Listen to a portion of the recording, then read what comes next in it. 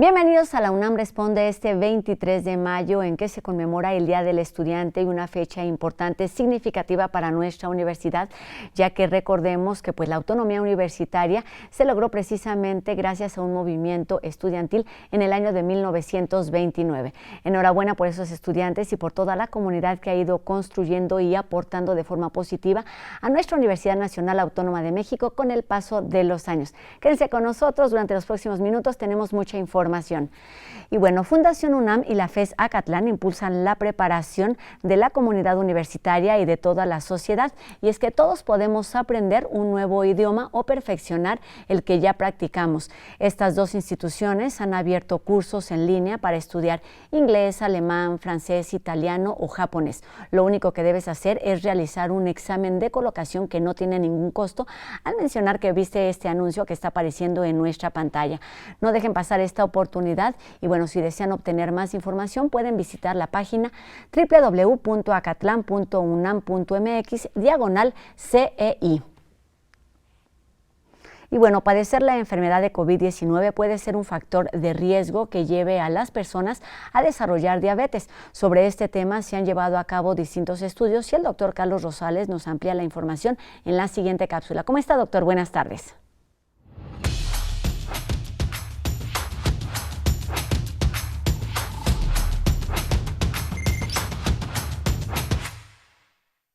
Muy buenas tardes. Hemos visto cómo la COVID-19 puede ser más grave en personas que tienen sobrepeso o hipertensión. Pero ahora se ha reportado que al revés, la COVID puede ser un factor de riesgo para otras enfermedades, como la diabetes. En un estudio recientemente publicado en la famosa revista Lancet, se estudiaron a más de 181,000 personas que tuvieron la COVID-19 en Estados Unidos entre marzo de 2020 y septiembre de 2021. Se comparó el número de personas en este grupo que después de ser recuperados desarrollaban diabetes y se comparó contra un número muy grande de personas control que nunca se enfermaron de la COVID. Se encontró que la COVID, en cualquiera de sus formas, aumenta el riesgo de desarrollar diabetes hasta en un 40%. Y este riesgo aumenta conforme la severidad de la COVID-19.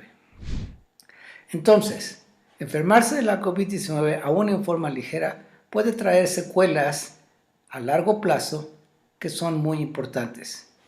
Lo mejor entonces es seguirnos cuidando para evitar las infecciones.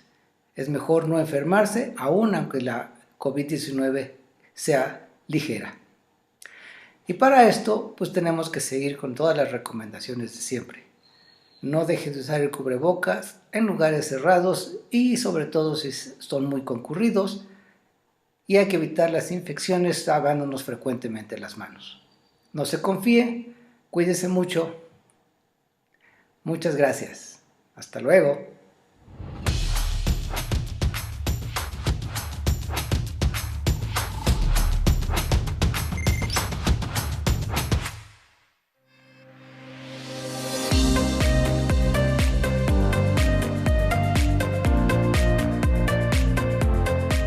Investigadores del Instituto de Ciencias Aplicadas y Tecnología, el ICAT, diseñaron una herramienta de detección de movimiento de la columna vertebral con base en sensores que busca detectar algunos padecimientos que afectan principalmente o hasta el momento la movilidad de pacientes reumáticos.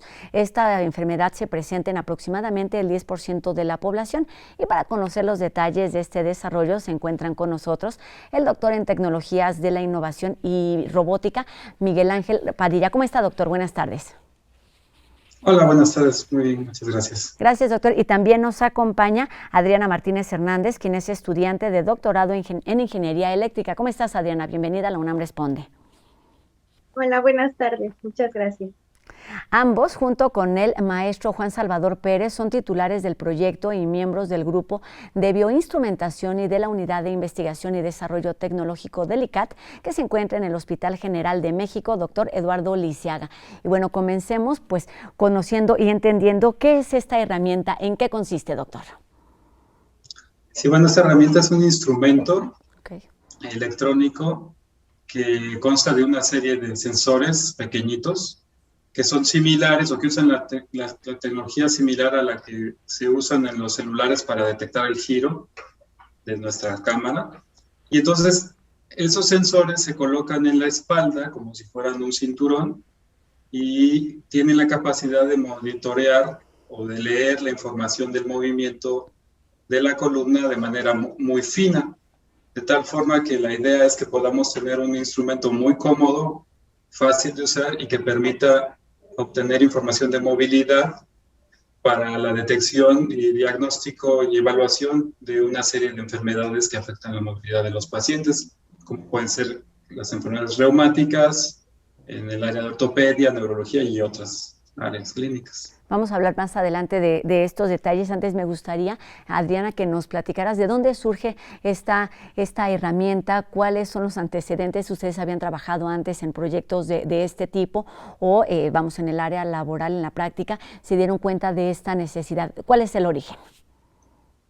Bueno, este proyecto inició desde mi maestría. Ahí lo que buscábamos era tener una herramienta que pudiera ayudarnos a hacer seguimiento en cirugía asistida, que también es uno de los proyectos que se manejan aquí en el laboratorio con el doctor Padilla.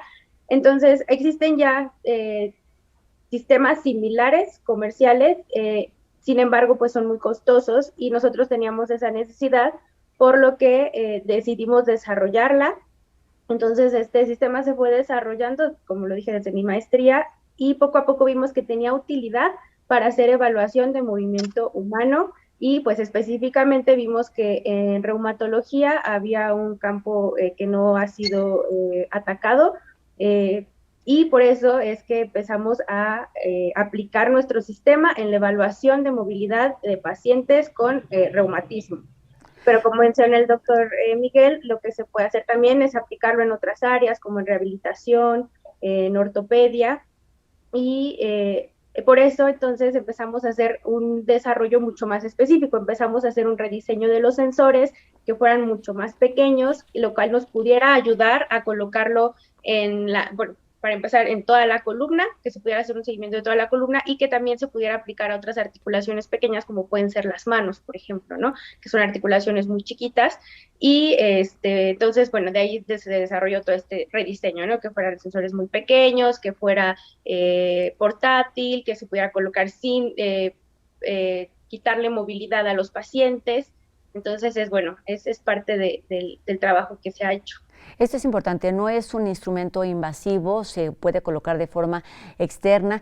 ¿Qué tan fácil, digamos, es de utilizar, de maniobra? Ya nos dices, no solamente en la columna vertebral, sino en otras áreas. ¿Y cómo se van pues adaptando y han ido ustedes modificando? No sé si la ubicación o el funcionamiento de todos estos drones y de estos sensores pequeñísimos. Bueno, esa es parte de la investigación que estamos realizando.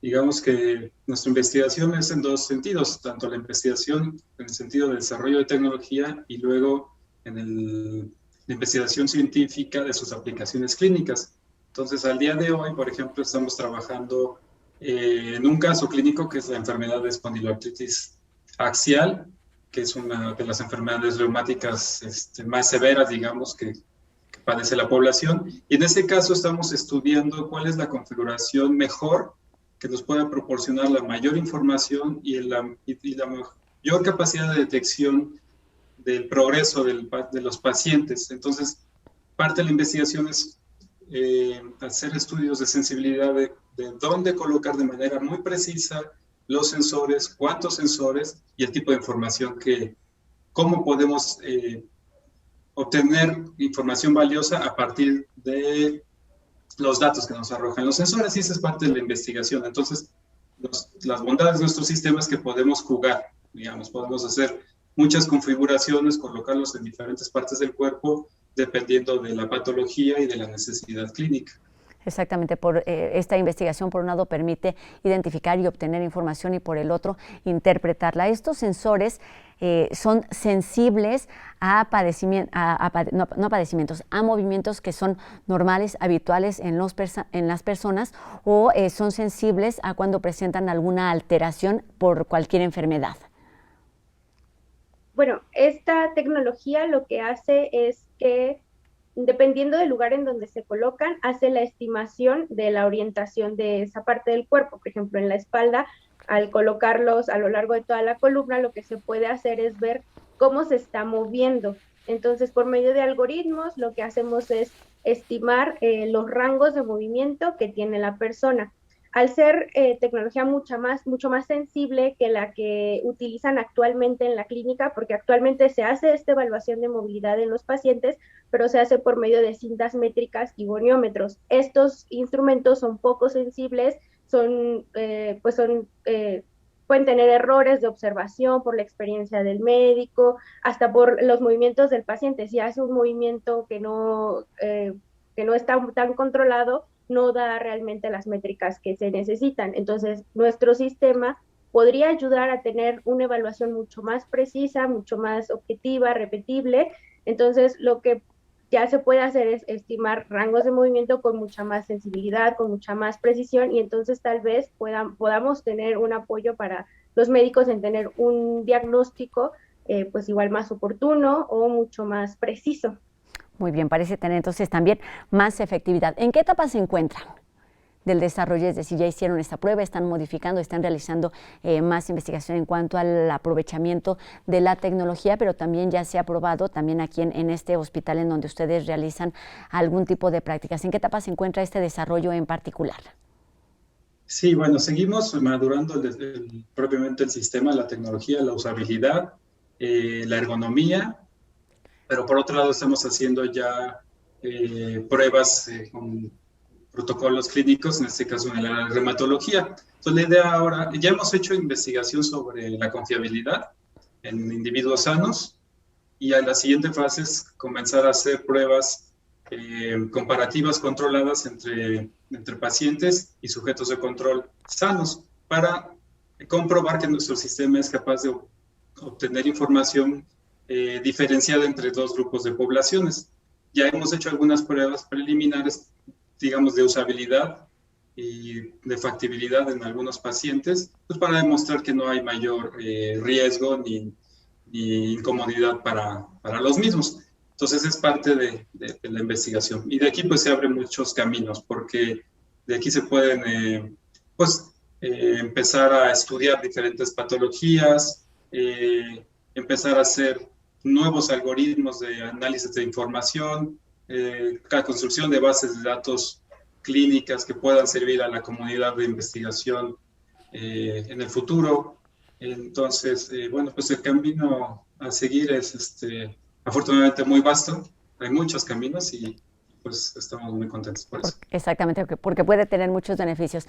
Ahí quisiera detenerme. Hablábamos al principio, o lo mencionamos, acerca de, pues se ha probado principalmente con pacientes reumáticos. ¿Qué es lo que ocasiona este tipo de padecimientos en la columna? ¿Qué es lo que hace? ¿Alteraciones, deformaciones? ¿Cómo afecta pues la movilidad de estos pacientes?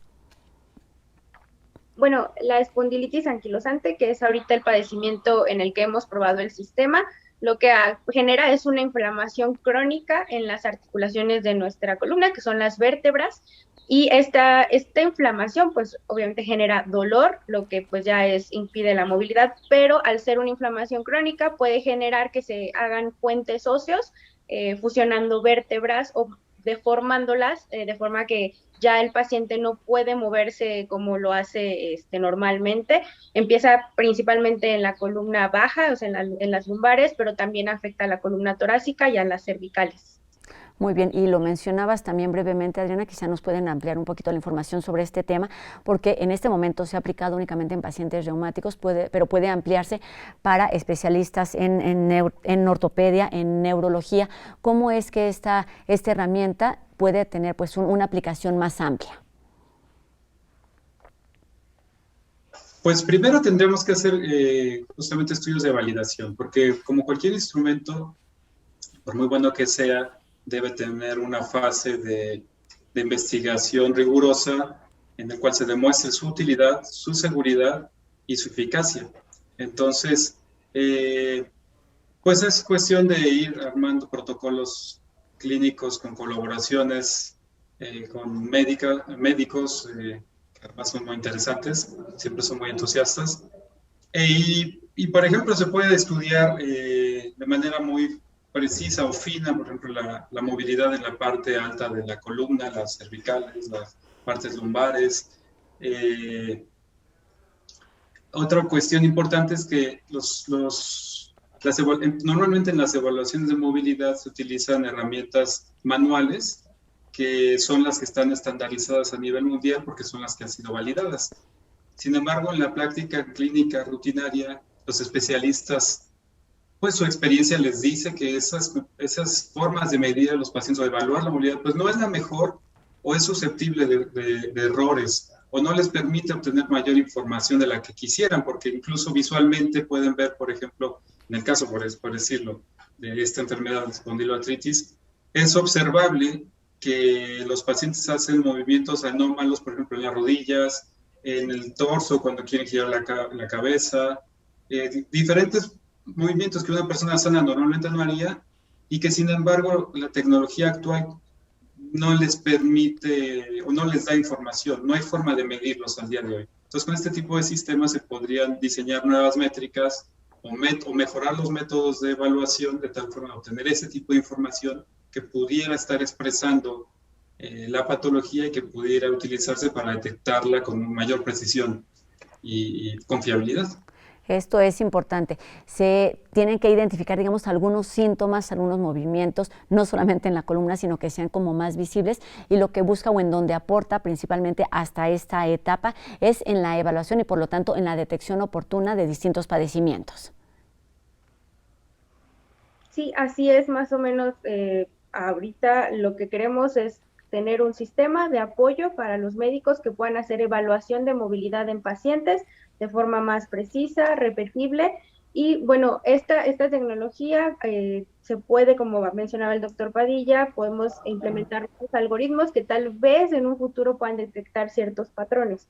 Pero bueno, al momento el sistema es capaz de detectar rangos de movilidad de forma mucho más sensible que los sistemas que se utilizan actualmente en la clínica.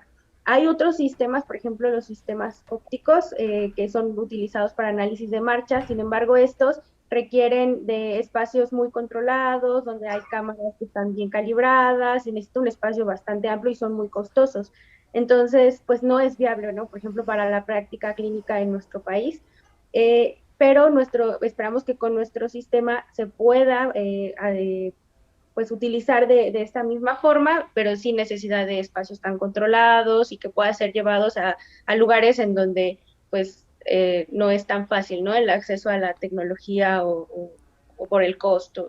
Esto es importante. Y ahí adelante, doctor. Sí, inclusive, vislumbrando un poquito a futuro, podría ser que permitiera la evaluación de la función de la movilidad en condiciones más reales, por ejemplo, en condiciones domésticas, ¿no? En casa o, por ejemplo, en deportistas durante su actividad real, no aislándolos del ambiente en un laboratorio especializado, sino quizás en actividades más cotidianas que pues reflejaría más la realidad del paciente, ¿no? Y por lo tanto también esos padecimientos, exacto, y por lo tanto también estos padecimientos reales. Doctora Adriana dijo algo muy importante, que es pues la importancia, por un lado, de crear tecnología en universidades, en laboratorios, en este caso aquí en el ICAT, pero requiere de una gran colaboración, en este caso es con el hospital. ¿Por qué es importante esta colaboración y cómo van surgiendo estos puentes para los desarrollos que se llevan a cabo puedan probarse en pacientes reales y con profesionistas reales también, doctor? Sí, bueno, hay mucho ímpetu en nuestras instituciones de educación y por supuesto en la UNAM por desarrollar tecnología en beneficio de la población, en este caso en el área de salud. Sin embargo, sí es importante, y lo hemos visto en muchos de nuestros estudiantes, pues sí es importante entender que este tipo de proyectos requieren la colaboración multidisciplinaria muy estrecha, cercana, constantemente desde el inicio.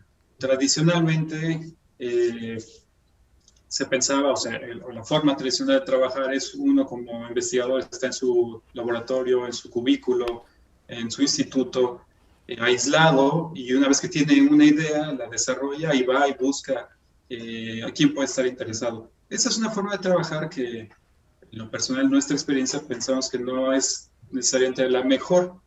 Creemos que el mejor camino es trabajar directamente desde el inicio de la concepción, desde la ubicación del problema y desde un enfoque multidisciplinario donde se involucren, en este caso, el área de medicina, incluso el área de diseño, el área de ingeniería, enfermería, etcétera, ¿no? Entonces, eso permite optimizar recursos y enfocarse a la problemática más importante que requiere el personal de salud. Lo cual ha sucedido en particular en este caso. Adriana, para terminar, cuéntanos tu experiencia. Dices que es un proyecto que comenzaste en maestría, ahora estás en tu doctorado. ¿Cómo es que ha ido evolucionando hasta estar en este momento en la práctica dentro de un hospital general? Pues sí, la verdad es que la experiencia ha sido larga, ha sido compleja, pero ha sido muy enriquecedora. Pues en un inicio, como comentaba, el sistema solamente constaba de 2 sensores, hoy estábamos probando la tecnología y poco a poco pues ha ido desarrollando hasta un sistema que consta de 16 sensores que puede detectar rangos de movilidad. Y de hecho la experiencia de ir al hospital, de platicar con los doctores, de ver las necesidades, también ha sido una parte pues muy enriquecedora en mi formación. Como lo comentaba el doctor, no creo que es importante que se apoyen este tipo de proyectos para que la tecnología que se desarrolla en las universidades, que de verdad hay proyectos muy interesantes en toda la universidad, lleguen justo, ¿no?, a los médicos y a la población, ¿no?, que es por quien estamos desarrollando todos estos sistemas. Entonces, pues así ha sido todo el camino, ¿no? Han sido 6, 7 años de desarrollo, de investigación, de prueba, de programación de algoritmos y bueno, es muy satisfactorio ver que bueno, ahora ya hemos podido estarlo aplicando en pacientes y ojalá muy pronto se pueda extender esto a muchas más áreas de la medicina. Así lo dices muy bien, la universidad trabajando y poniendo su conocimiento al servicio de la nación. Nos queda un minutito para terminar y me gustaría justamente que nos platicaran qué sigue para este proyecto, cuál es, digamos, el paso inmediato. Pues continuar con la investigación, en este caso con el doctor Burgos del Hospital General de México y buscar los medios de patrocinio, de protección intelectual. Estamos también en esa fase. Es importante para cualquier proyecto.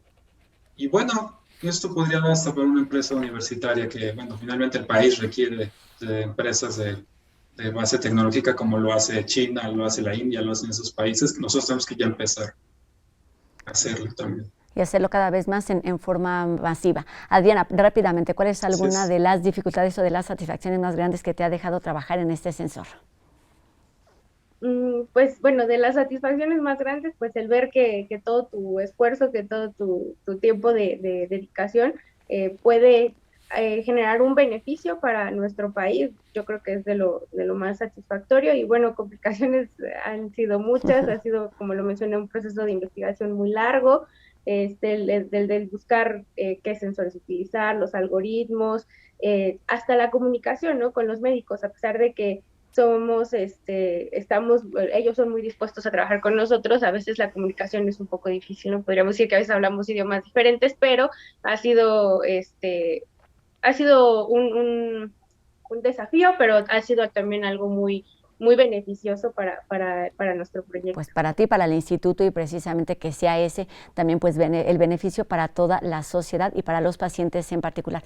Muchísimas gracias por haber estado aquí con nosotros, que sigan los éxitos y que siga avanzando este proyecto, tanto en el instituto como en el Hospital General. Doctor en Tecnologías de la Innovación y Robótica, Miguel Ángel Padilla, muchísimas gracias por estos minutos para la UNAM Responde. Gracias, doctor. Encantado. Gracias. Y también Adriana Martínez Hernández, estudiante de doctorado en Ingeniería Eléctrica. Muchísimas gracias por estos minutos y por esta importante aportación. Que sigan los éxitos y muy buenas tardes. Muchas gracias, muy buenas tardes. Gracias. Y tenemos más información aquí en la UNAM Responde. La máquina de vapor se inventó hace ya muchos años y su historia está llena de detalles curiosos que Dani Quino nos cuenta en la siguiente cápsula de No Memes.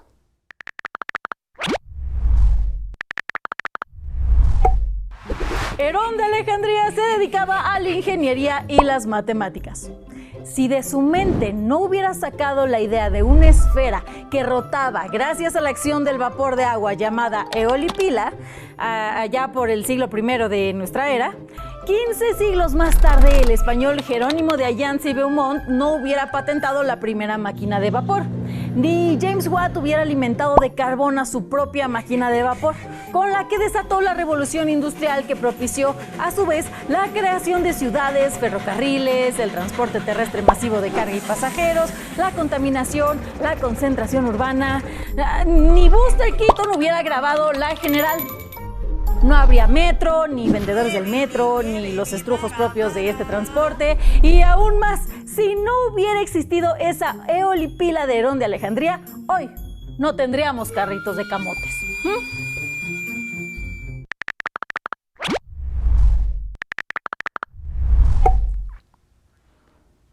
Con esto terminamos nuestro programa de hoy. Los esperamos el día de mañana y el resto de la semana con más información, con más recomendaciones, con más conocimiento y, por supuesto, siempre con las voces de nuestros especialistas universitarios.